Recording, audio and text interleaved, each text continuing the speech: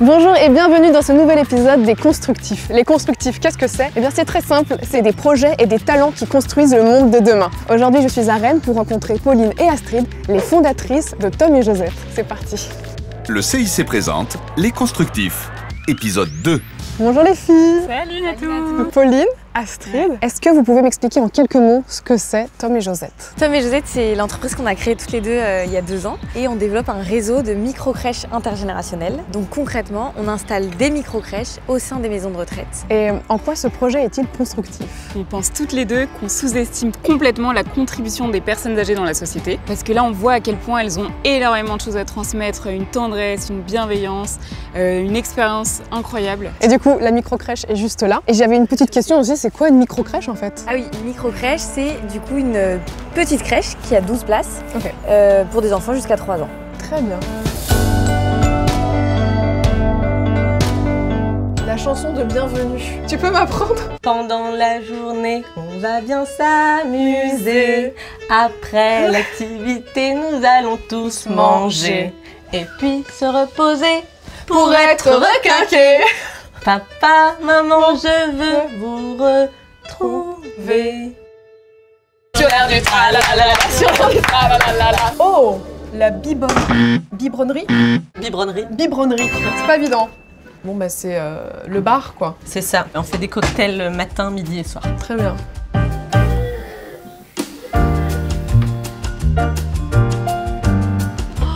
Il y a du yaourt partout sur les tables. Sur les mains.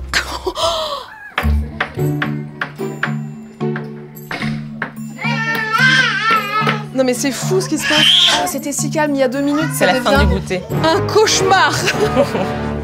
Monsieur, est-ce que vous avez quelque chose à me dire? C'est votre moment, la France vous écoute. Merci, c'était très intéressant. Et est-ce que tu sens qu'il y a une attente au niveau des rendez-vous, qu'ils ont hâte de rencontrer les seniors? Et ils sont même impatients d'y aller, ils sont frustrés s'ils n'y vont pas tous. Parce qu'on ouais. essaie de faire un petit roulement pour que chacun puisse y aller dans la semaine, et ceux qui restent sont un peu frustrés de ne pas y aller.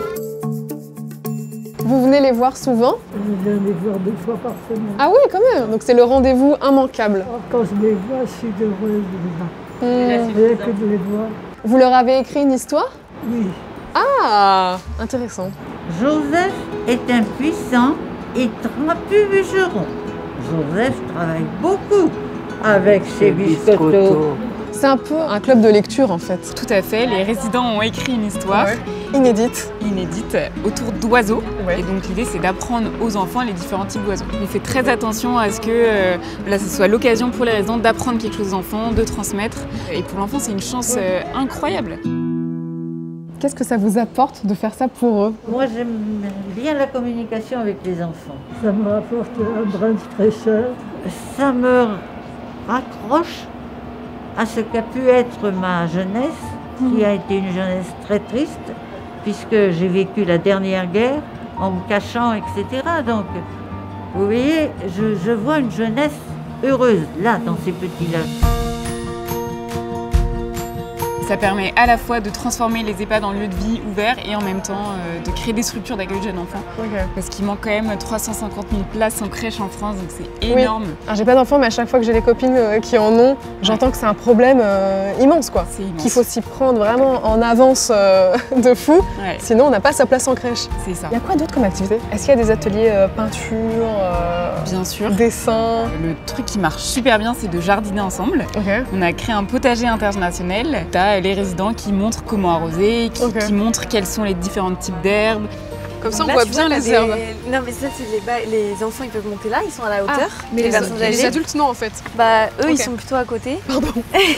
Ça, c'est, tu vois, quand tu viens en fauteuil, tu peux caler les roues dessus. Pour les fauteuils roulants, pour les enfants, pour tout le monde. Ouais, exactement. C'est incroyable.